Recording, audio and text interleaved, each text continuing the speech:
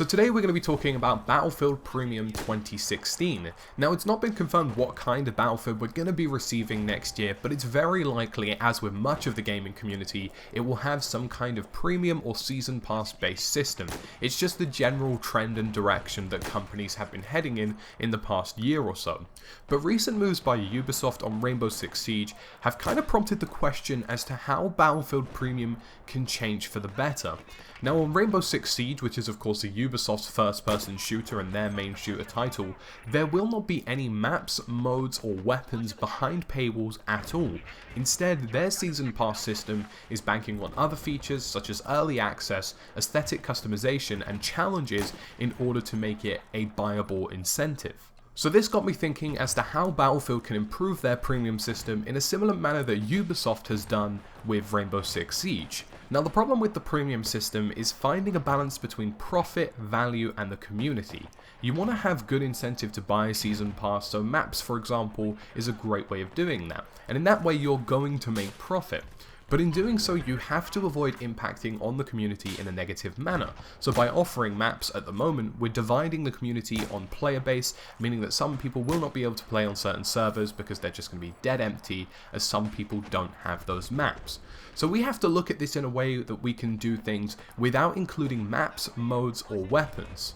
Now for me, there are three big things you want to avoid when messing around with in-game payments such as the premium system.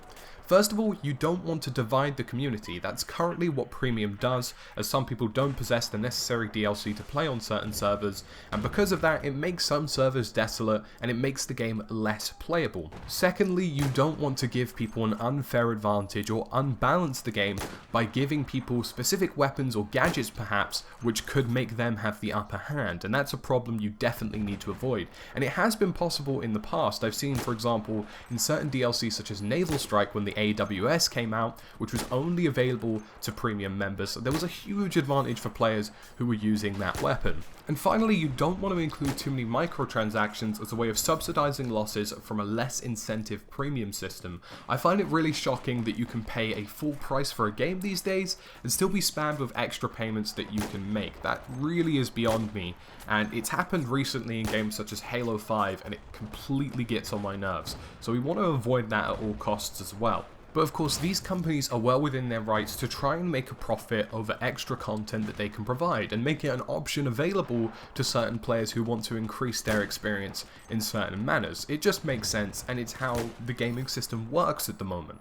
And I feel as though we can do this in a way which doesn't necessarily impact negatively on players who don't possess a premium system. I feel like we can make a premium system which will provide the elite players who really want to get into the game better options and things that they would enjoy, but at the same time it wouldn't lessen the ones who don't have the premium system, or perhaps even bully them into feeling as though they need the premium system in order to enjoy the full experience of the game.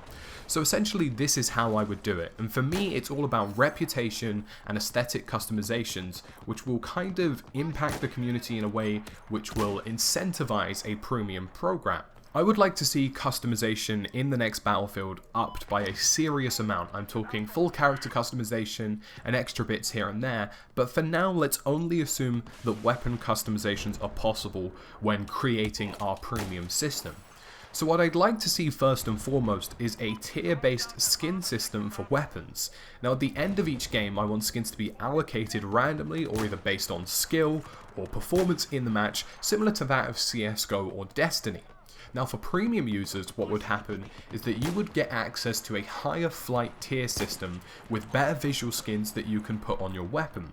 So for example, if there were 10 tiers of weapon skins, the top 4 tiers could only be received by premium members at the end of a game. That way everybody is receiving weapon skins, but the real elite players who have purchased premium as a means of improving their experience can get a better overall aesthetic customization on their weapons. And if you think about this tier-based skin allocation system, it could also extend quite further onto character customization if that is a thing in the next Battlefield title.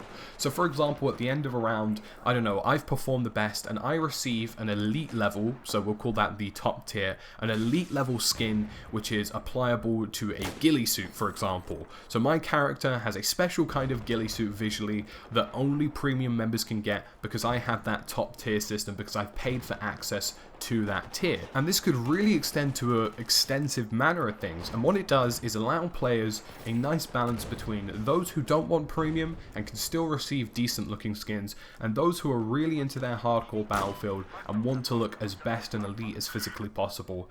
And that gives them the option to pay for something which will do exactly that. And you could also, for example, have premium members have a better possibility of getting or receiving better skins at the end of each game, just for example.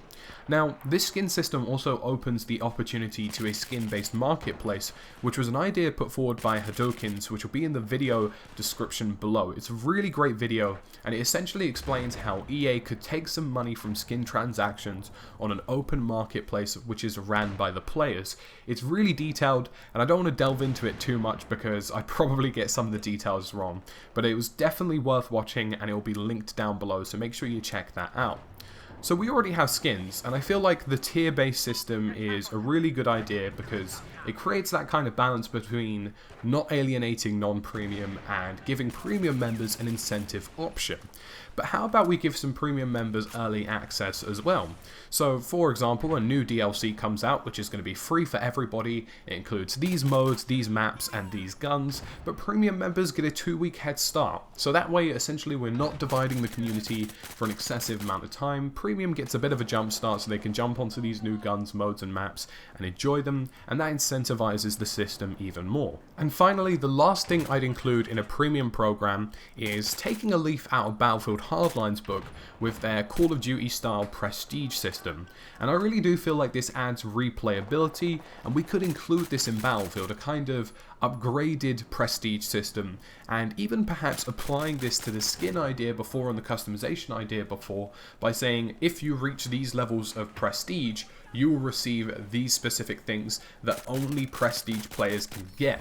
And that way it makes your player look even more badass because it shows that you've put in the time and effort and you have the skill to reach that level, and it shows that you're a premium member as well.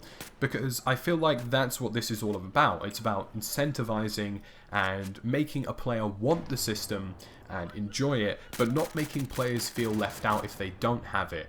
So guys, that's it for my premium ideas video. Like I mentioned, there'll be a video in the description below to Hadoukenzzz, who explains a really good marketplace system as well, and also one to Prodigio Pete, who also covered this topic quite recently as well, and I really do strongly suggest that you check those out. It's been me, TheTacticalBrit, and I really want to hear your guys' opinions on premium as well, because of course the wider player base is really where the feedback has to come from. And if we want to improve premium, it's kind of there that we have to start with the ideas as a way of making this good balance between incentive and not damaging the community. It's been me guys, thank you for watching, and I'll see you again in another video.